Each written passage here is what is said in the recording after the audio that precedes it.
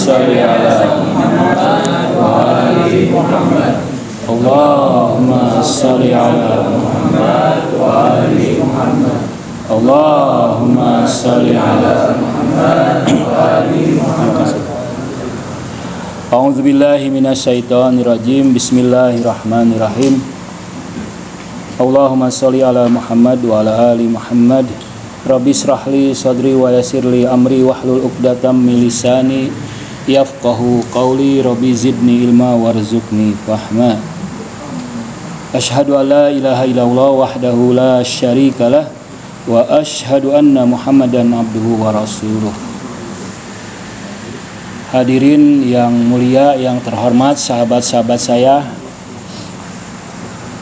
yang saya hormati, yang saya cintai, hadir di tempat ini merupakan kehormatan ya, khususnya pada hari katakanlah haul, hari manaqib ya, manaqib dalam Islam.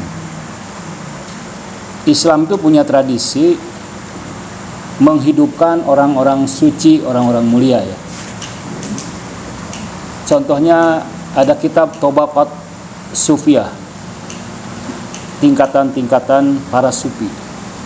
Di sana diceritakan berbagai orang-orang yang mulia, orang-orang yang suci dengan gelar apapun. Sebagian mengatakan wali, aulia, ya, imam, atau syekh, atau habib, atau habaib, atau sadat.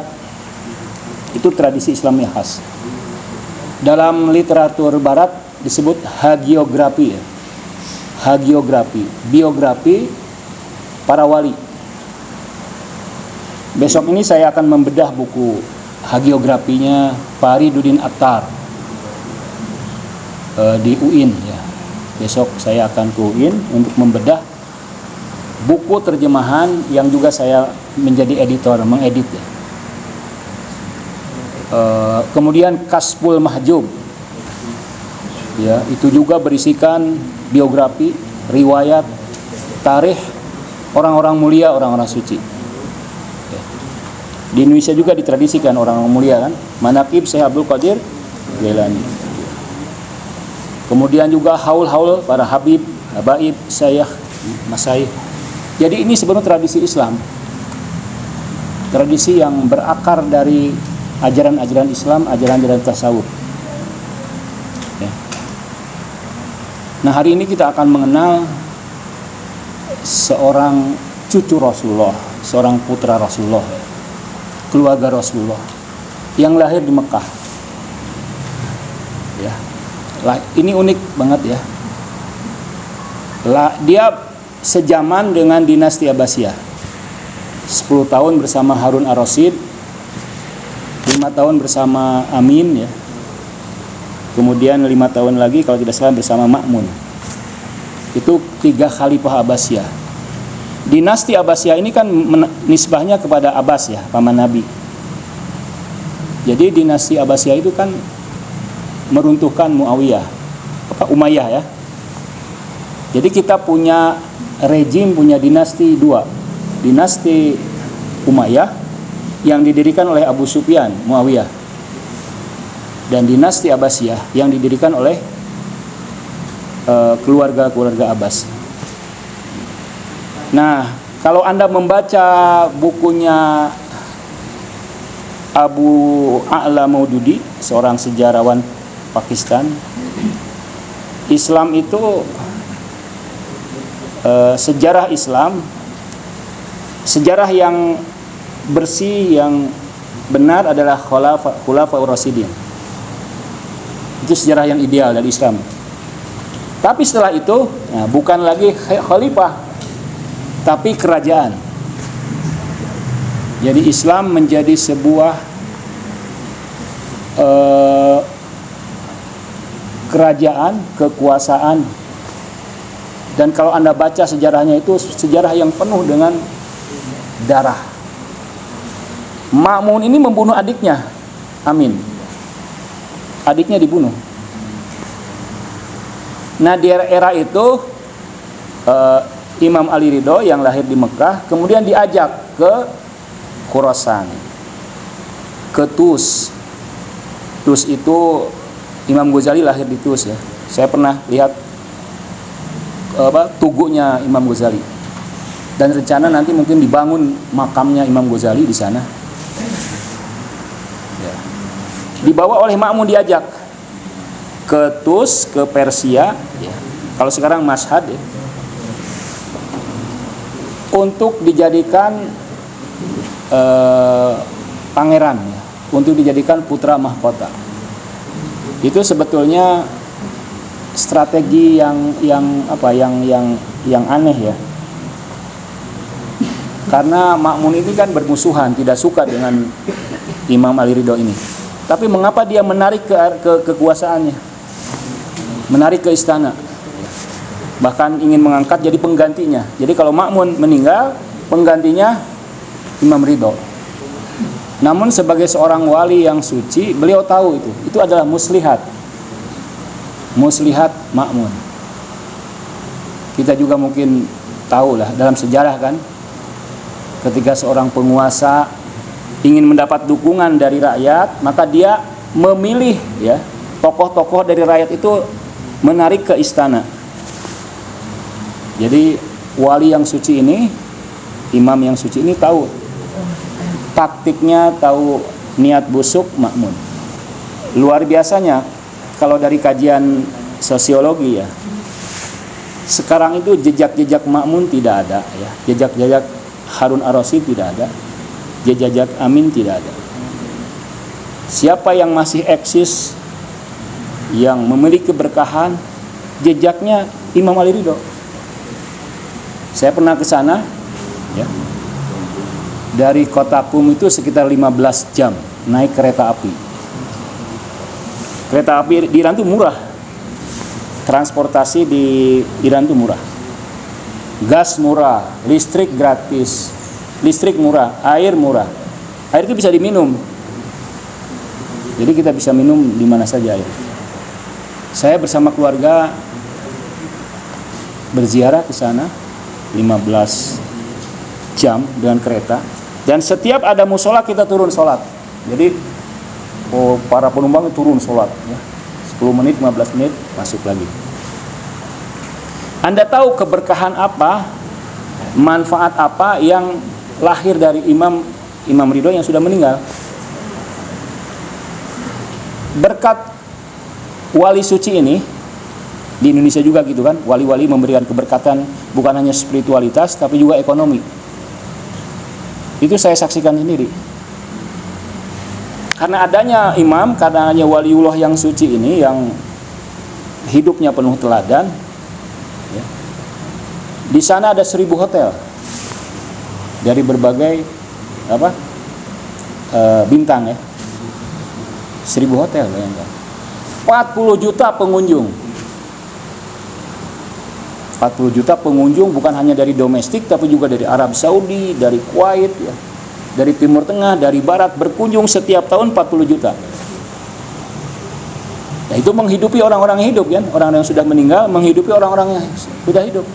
Anda bayangkan dari hotel tidak pernah mati, tidak pernah kekurangan apa. Kalau di kita kan ada Covid ya, hotel-hotel sepi ya. Misalnya kemarin karena ada PHK, hotel-hotel sepi. 40 juta pengunjung, 1000 hotel, restoran, makanan, ojek, supir taksi ya, guide, semua mendapatkan manfaat duniawi. Kalau kalian tahu di Mashhad itu ada universitas. Guru kita Pak Wahyu ya kan, itu dari Mashhad ya, S2-nya Mashhad. Mutahari lulusan Mashhad. Syariati juga lulusan Mashhad. Jadi kalau sekarang Ma'munnya mana, Harun ar-Rasyidnya mana, nggak ada lagi. Tapi yang Anda lihat, yang punya pengaruh, punya keberkahan ekonomi, ya waliullah Imam Ridho ini. Bukan hanya ekonomi, ya, tapi juga penyembuhan. Jadi kalau orang-orang yang lumpuh, orang-orang yang sakit datang ke sana. Saya punya guru waktu mau S3 itu, Saya kan kursus Hikmat Isyraq ya sama beliau. Datang ke kampusnya tiap hari. Nah, guru saya itu suatu hari punya masalah ekonomi. Jadi saya katanya harus ziarah ke Imam Ridho. Jadi orang-orang yang punya masalah ekonomi, punya hutang, itu ziarah selama 1 hari, 3 hari, 4 hari. Jadi memberikan keberkahan ekonomi juga, bukan hanya spiritual. Kalau spiritualitas jelas ada kampusnya, ya, ada majelisnya, bahkan ada restoran yang bagi pengunjung pertama itu akan diberikan, ya, akan dijamu. Selain juga luar biasa ya keberkahan lain. Kalau kembali lagi ke sejarahnya, ini kan mereka para penguasa menomorsatukan kekuasaan, harta, power. Sementara ilmuwan seperti beliau ini menomorsatukan, memperjuangkan pengaruh hati. Nah, itu menarik ya. Ilmu itu memberikan pengaruh kepada hati. Apakah Anda bisa mempengaruhi orang dengan harta Anda? Bisa ya.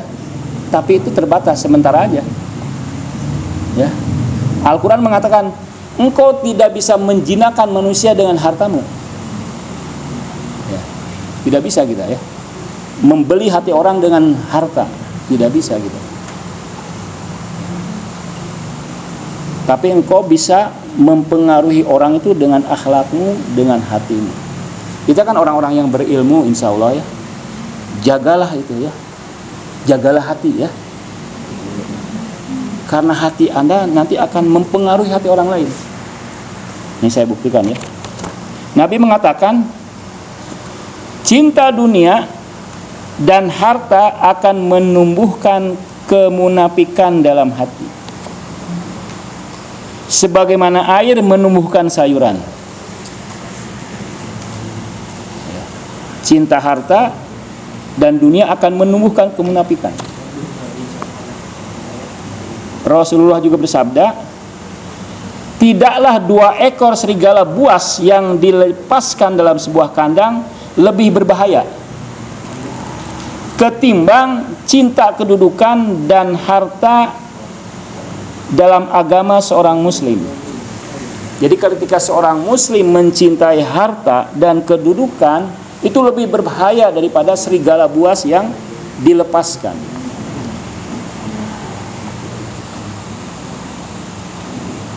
Di hadis lain, ya, hati-hatilah kalian dari para penguasa yang meminta kekuasaan.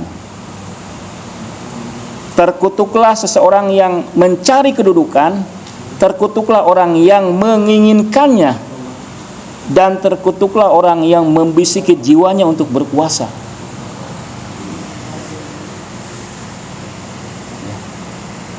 Ini ada sisi negatifnya dari kekuasaan itu kan. Side effect dari kekuasaan, dari jabatan.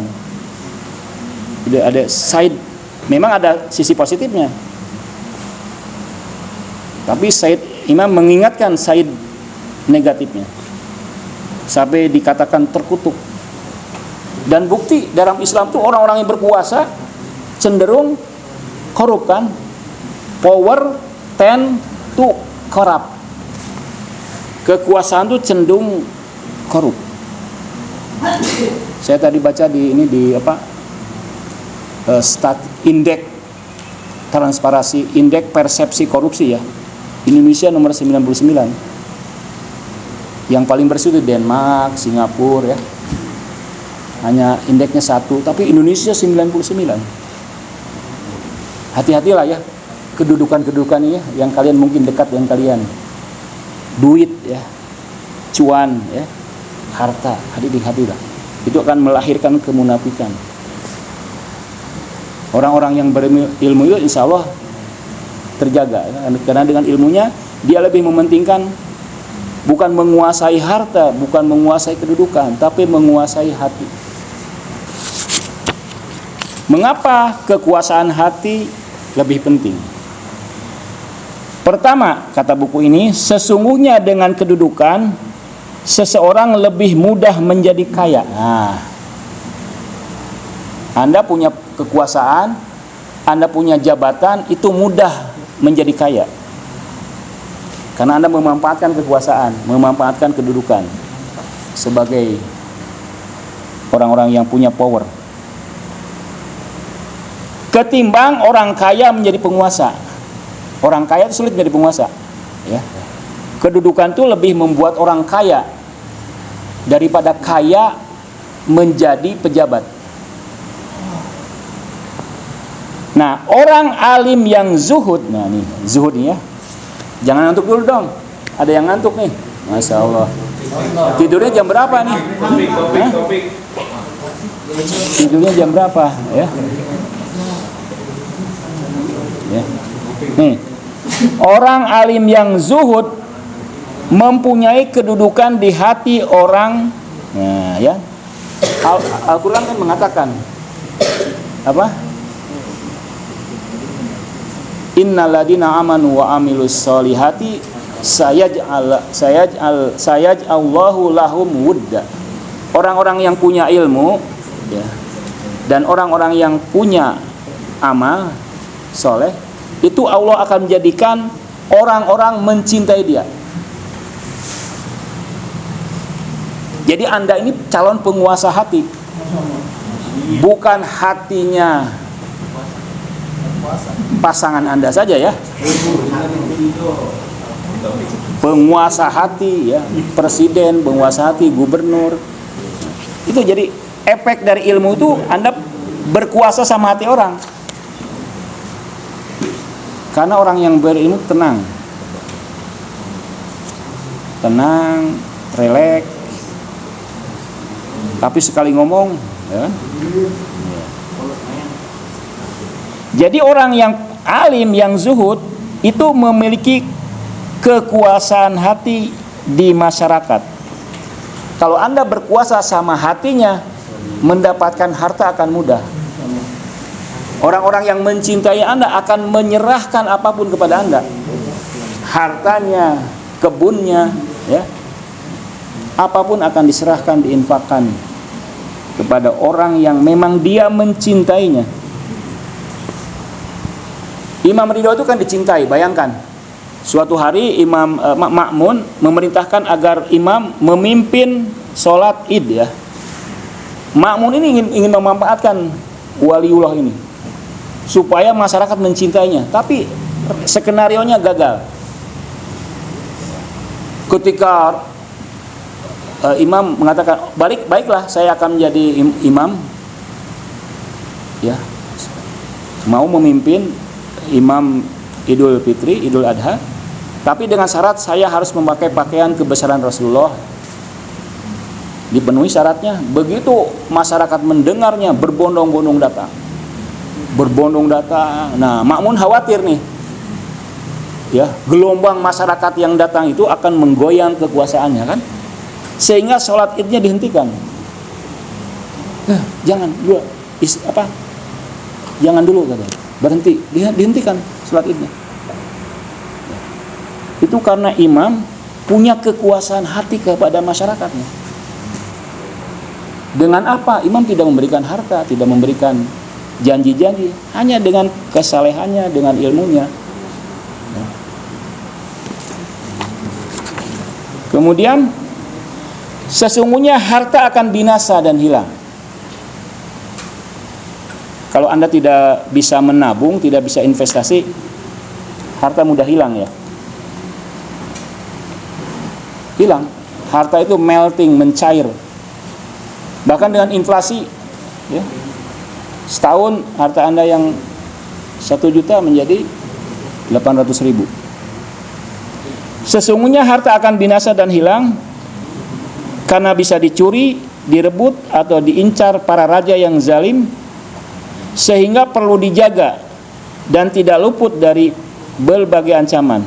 Namun jika hati yang dikuasai, maka hal seperti itu tidak akan dialami. Karena orang yang mempunyai kedudukan hati, menguasai hati, akan aman dan selamat dari kebencian. Orang tidak mungkin benci kepada ya yang dia cintai.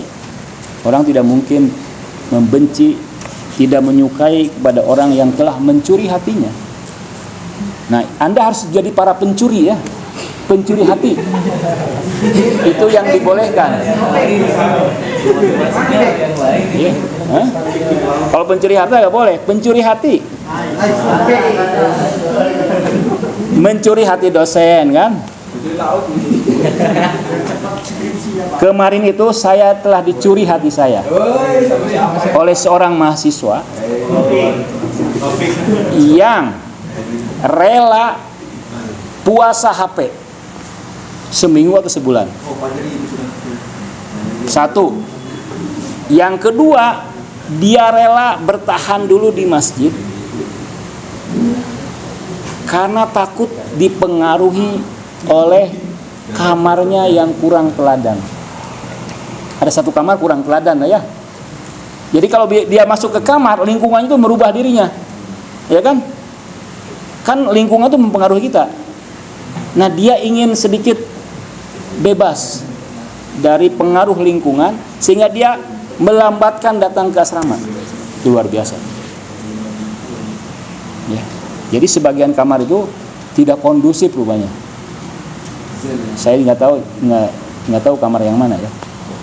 Jadi begitu masuk kamar, orang terkondisikan untuk main HP misalnya, hal-hal yang tidak berguna. Nah itu orang-orang yang kamar itu toksik berarti ya. Berpengaruh buruk sama dia. Hah? Ya. Circle-nya toksik sehingga setiap orang yang masuk mau tidak mau terpengaruhi oleh kamar itu. Jangan tidur. Nah, kemudian orang yang menguasai hati dengan ilmu Anda itu akan mencuri hati orang. Mencuri hati mertua, mencuri hati dosen, mencuri hati masyarakat. Akan berkembang dan bertambah tanpa harus berjerih payah, tanpa harus capek-capek. Ya. Anda tidak harus menjilat. Menjilat ya. ABS asal Bapak senang. Iya, itu udah lama itu. ADS asal dosen senang ya.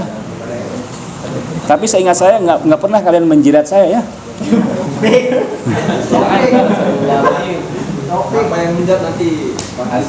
Iya. Tapi mencuri perhatian. Yang dua mahasiswa itu mencuri perhatian. Banyak juga yang mencuri perhatian saya, tapi tidak saya sebutkan ya. Jadi tanpa berjerih payah. Anda nih jadi orang ilmuwan nanti ya. Tenang ya. Tidak punya pekerjaan tenang ya kan. Ya. Tidak FOMO. Nganggur juga tenang ya kan. Karena nganggurnya orang yang berilmu kan lain kan. Iya. Dia sedang berpikir. Ini masih lama ya. Jadi nganggurnya orang-orang yang berilmu itu hanya sebentar saja. Tidak usah capek-capek karena Anda punya pengaruh. Luaskan pengaruh Anda. Bisa. Luaskan circle Anda, pengaruh Anda. Tidak dengan harta, tidak dengan penampilan, tapi dengan hati Anda. Tulus, ikhlas, apa adanya. Ya. Mau sedang marah pun apa adanya, tunjukkan kemarahan Anda. Mau sedang kesal, tunjukkan kekesalan Anda. Jujur ya. Dan orang itu suka yang jujur kan. Apa adanya. Anda harus jadi apa adanya. Sedang tidak enak, jauhi ya kan. Jujur apa adanya. Jadilah orang jujur. Misalnya Anda tidak suka keluar, jujur orang itu ya. Ikhlas. Dan orang-orang itu punya power. Jadi tidak harus berjerih payah. Karena jika hati sudah tumbuh pada seseorang yang telah meyakini kesempurnaannya berkat ilmu dan perbuatannya atau lainnya, niscaya lisannya akan segera bercerita tentang apa yang ada dalam hatinya. Seperti beliau Ridho ya, dengan ilmunya beliau berdebat dengan para alim, para filsuf di zaman itu. Ada seorang ahli dari agama lain kalau tidak salah. Beliau berkata kepada Imam Ridho, saya akan berdebat dengan Anda, tapi tidak boleh berdasarkan Quran, tidak boleh berdasarkan hadis, karena itu keyakinan Anda. Boleh, kata Imam Ridho. Jadi berdebat dengan orang Kristen menggunakan Injil. Imam Ridho mengutip Injil untuk mengalahkan orang Kristen.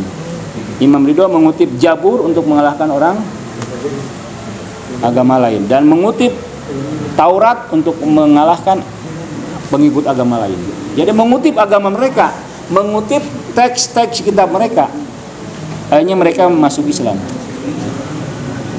Seseorang yang suka mengumpulkan harta, menyimpan barang-barang dan memperbanyak simpannya di luar kebutuhan, atau individu yang suka memperluas kedudukannya dan menyukai popularitas, ya, keinginan mereka didasari dua alasan yang tampak dan tersembunyi, ya.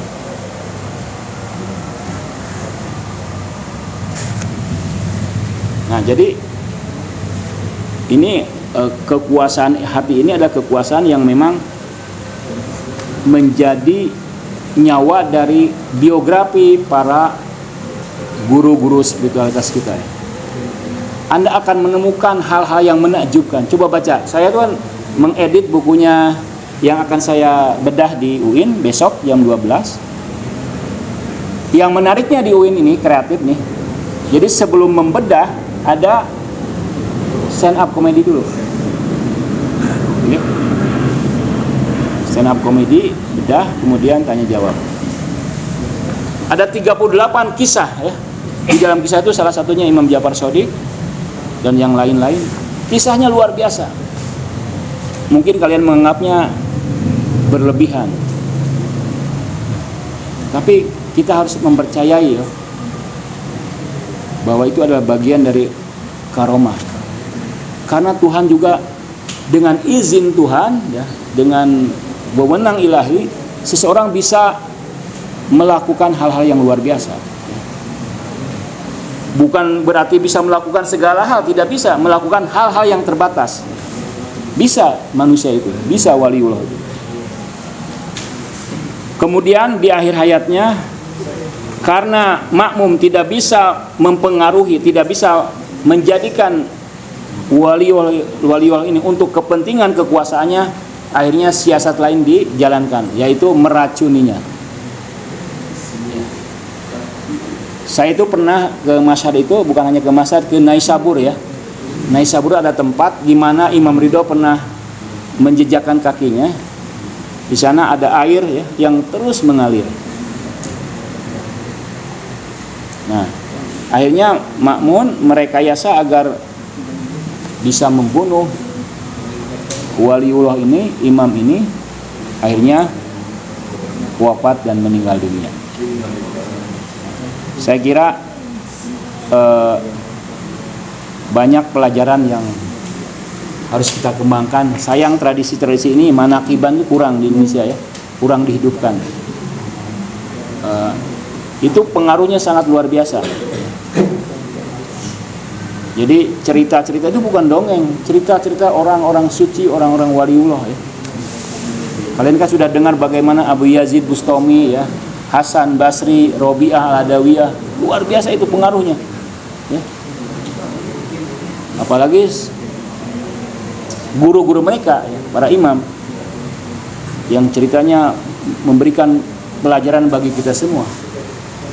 Mungkin salah satu teknik atau strategi untuk menyebarkan akhlak adalah menceritakan kisah-kisah, ya. Karena Al-Quran juga kan bercerita. Nahnu ahsanul qasas. Al-Quran adalah Tuhan menjuluki dirinya sebagai pencerita terbaik. Al-Quran itu kitab yang penuh cerita. Satu surah Yusuf penuh cerita, ya. Surah-surah lain penuh cerita. Karena cerita itu menarik, mempengaruhi orang. Saya punya guru almarhum, ketika dia di majelisnya ada anak kecil, ada orang tua, ada wanita, ada emak-emak, bingung kan? Apa yang paling cocok buat semua? Cerita, narration. Dan cerita juga kalau Anda punya adik yang masih kecil, ceritakan sebelum dia tidur. Itu pengaruhnya luar biasa. Ya. Menceritakan dongeng, kisah-kisah, apalagi kisah-kisah yang benar-benar faktual sebelum tidur. Coba Anda lihat di penelitian-penelitian bagaimana efek pengaruh mendongeng bagi anak-anak kecil. Bahkan bukan hanya pada anak-anak kecil, pada kita juga. Kalian telitilah bagaimana pengaruh cerita, pengaruh hagiografi terhadap psikologi kita. Beruntunglah Islam ada tradisi yang kaya dengan narasi. Ya, bukan hanya pemikiran rasional, tapi juga harus naratif. Ibnu Sina sudah memberi contoh kan dengan Hayy bin Yaqdhan, ya. Ibnu Tufail, Suhrawardi juga bercerita. Para filosof kita jago pencerita, dan kita mewariskan itu, ya. Wajiblah kita menjadi jago bercerita. Demikianlah sahabat-sahabat yang mulia, kita bersyukur bisa berkumpul di sini, ya. Mudah-mudahan memberikan keberkahan, semangat, ya. Tidak boleh menyerah, ya. Tidak boleh mundur. Perjuangan kalian di kampus ini baru awal. Jadi nanti itu akan menghadapi medan yang lebih berat lagi. Siapkan dari sekarang. Hidup hanya sekali, dan hidup kalian ditentukan oleh hari ini. Masa depan kalian ditentukan oleh hari ini. Jemputlah masa depan, jangan menunggu. Dari sekarang siapkan masa depan. Mulailah dengan memikirkan besok akan apa yang harus saya lakukan. Karena kalau setiap hari kalian rencanakan yang terbaik yang kalian lakukan, kemudian ulangi terus, maka kita akan memiliki kebiasaan yang baik, dan itu akan membentuk masa depan kita. Hindari hal-hal yang melemahkan. Hindari hal-hal yang melemahkan semangat, melemahkan fisik, melemahkan otak, merusak pikiran, membuat kita berpikir negatif terhadap kehidupan. Hidup ini adalah anugerah bagi kalian. Tuhan menyediakan alam 7.000 tahun sebelum kalian ada. Berarti Tuhan serius. Setiap individu dari kalian adalah diharapkan oleh Tuhan, diinginkan oleh Tuhan, diinginkan oleh para malaikat. Maka syukurilah itu, ya. Tidak semua orang bisa belajar loh. Tidak semua orang bisa berkumpul di sini. Tetap jaga hati, jaga semangat kalian, dan bersiap-siaplah untuk menyongsong masa depan yang lebih baik, lebih mulia. Demikian, wassalamualaikum warahmatullahi wabarakatuh.